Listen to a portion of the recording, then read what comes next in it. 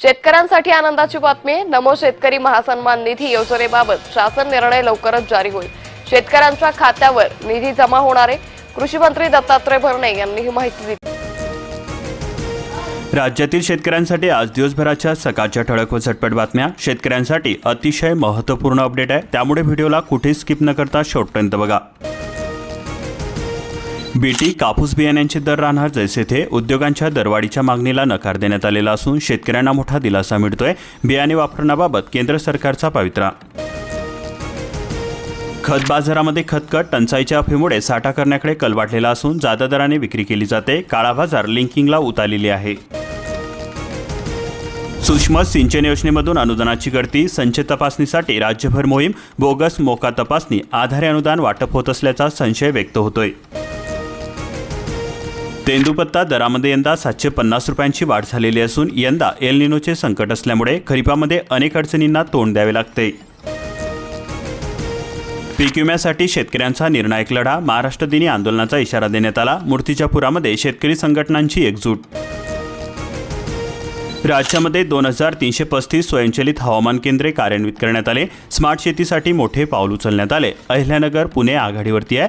355 तालुक्यांपर्यंत हवामान निरीक्षण जाळ्याचा विस्तार करण्यात आला. भारतीय सोलर उद्योगाला अमेरिकेचा मोठा धक्का बसतोय. सौर उत्पादनावरती 123% अधिक आयात शुल्क लागू करण्यात आले. 75 दिवसामध्ये अंतिम निर्णय. अखेर 50,000 क्विंटल गहू तांदळाचा साठा उपलब्ध असून 3 महिन्यातील मोफत धान्याचे 1 महिन्यामध्ये वितरण केले जाणार. शेतकऱ्यांना खरीपपूर्व खत दरवाढीचा फटका बसत असून प्रति बॅग 125 ते 300 रुपयांनी वाढ झालेली आहे. उत्पादन खर्चामध्ये वाढ झालेली असून लिंकिंगची सक्ती व अनियमित विक्रीच्या शक्यतेमुळे शेतकऱ्यांची चिंता वाढली. आर्थिक भारसुद्धा वाढलेला आहे. अर्धांगिनीला आर्थिक मालकी. महिलांची नावे सातबाऱ्यावरती झळाळली. बँक कर्ज व शासकीय योजनांसाठी संधी विस्तार. महिलांचा आत्मसन्मान वाढला. मासरूडच्या शेतकऱ्यांचा नवा प्रयोग ठरला फायदेशीर. पानमळा शेतीतून लाखो रुपयांची कमाई झाली. बाजारपेठेची हमी आणि रोजगार निर्मितीचा पर्याय.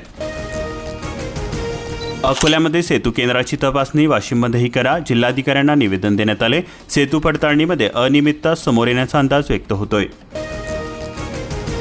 एल निनोचा इशारा. पशुसंवर्धन विभाग पशुधन रक्षणासाठी सज्ज असून उष्णलहरीच्या पार्श्वभूमीवरती मार्गदर्शक सूचना जारी करण्यात आल्या. पशुपालकांनी खबरदारी घेण्याचा सल्ला.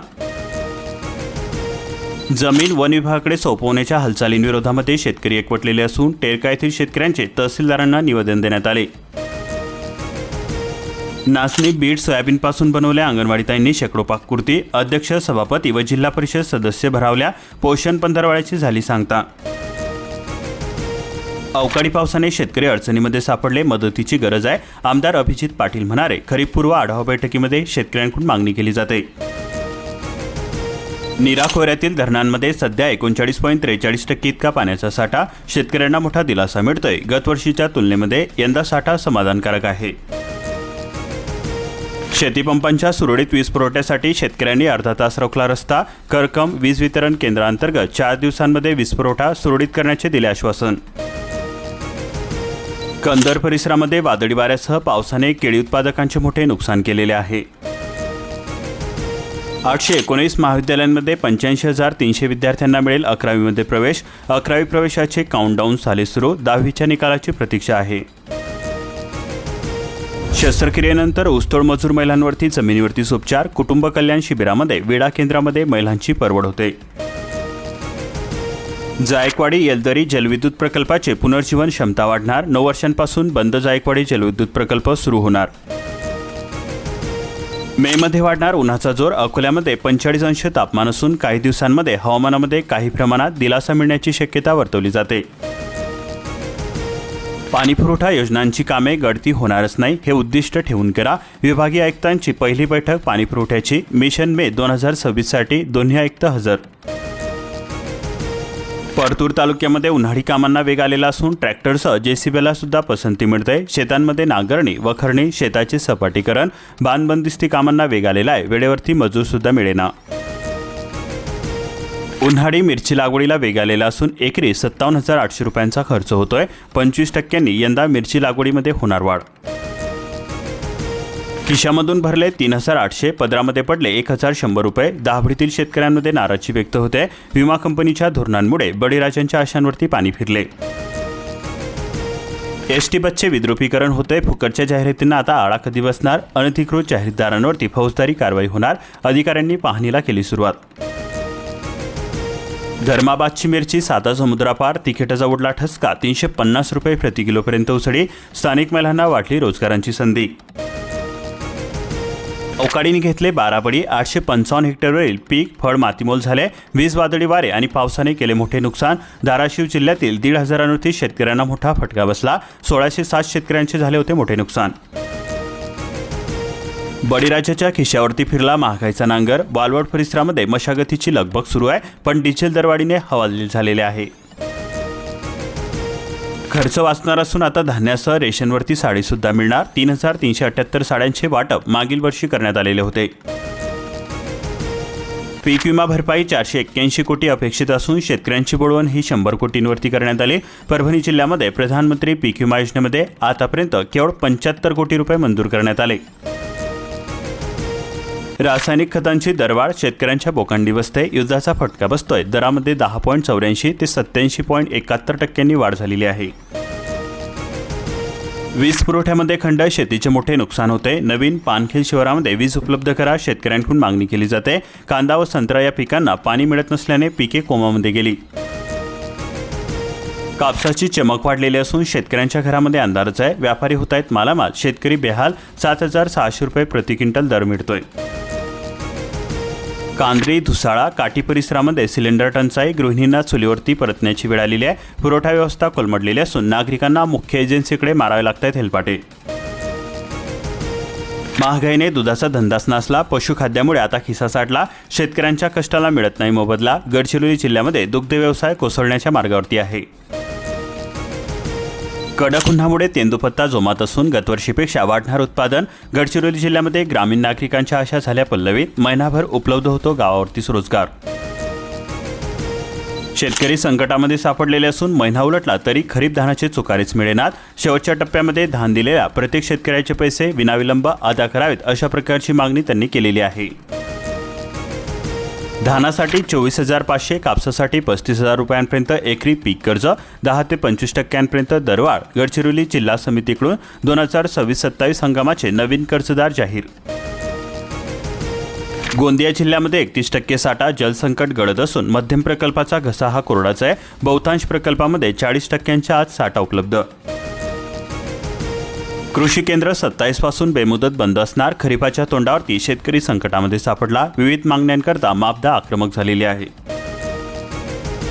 पेन्शनवरती गडांतर. 11,000 सेवानिवृत्त वाऱ्यावरती. जीवन प्रधानीकरणाच्या अधिकारी कर्मचाऱ्यांना न्याय कधी मिळणार असा प्रश्न उपस्थित झालेला आहे.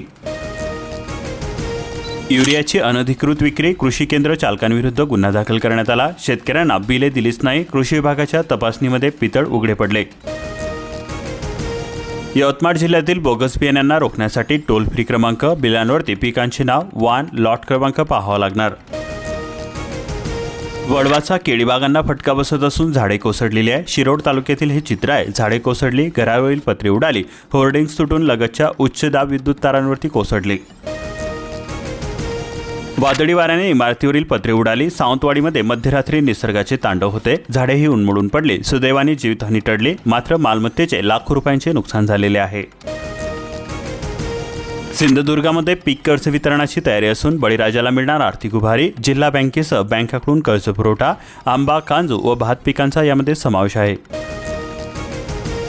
शहरामध्ये पिंक रिक्षेचा थाट. महिलांच्या रोजगाराची लाट. महिला सक्षमीकरणासाठी शासनाचा मोठा पुढाकार. रोजगाराच्या नव्या वाटा खुल्या. कपड्यांचा खर्च नाही. रेशनवरती आता महिलांना साडी मिळणार. राज्य शासनाकडून यंदाही अंत्योदय शिधापत्रिकाधारक योजना सुरू करण्यात आलेली आहे. गरीब कुटुंबांना दिलासा मिळतोय. समडोळीमध्ये वादळी पावसामुळे केळी भुईसपाट झालेली असून अवकाळी पावसाचा फटका बसलेला आहे. नुकसानीचे पंचनामे करण्याची मागणी केली जाते. KYC कराल तरच पगार मिळणार. शासनाचा इशारा देण्यात आला. हजारो कर्मचाऱ्यांच्या गर्दीने बँका हाऊसफुल झाल्या. अतिवृष्टीग्रस्त शेतकऱ्यांच्या खात्यामध्ये विम्याची रक्कम जमा करण्यात आली. नांदेड जिल्ह्यामध्ये 4.5 लाख लाभार्थी. मुख्यमंत्री सहायता निधी ठरतोय आधार. धाराशिव जिल्ह्यामध्ये 574 रुग्णांना 4.84 कोटी रुपयांची मदत. 312 रुपयामध्येच कसा चालणार गाडा. महात्मा गांधी राष्ट्रीय ग्रामीण रोजगार हमी योजनेमध्ये मजुरी वाढीची प्रतीक्षा आहे.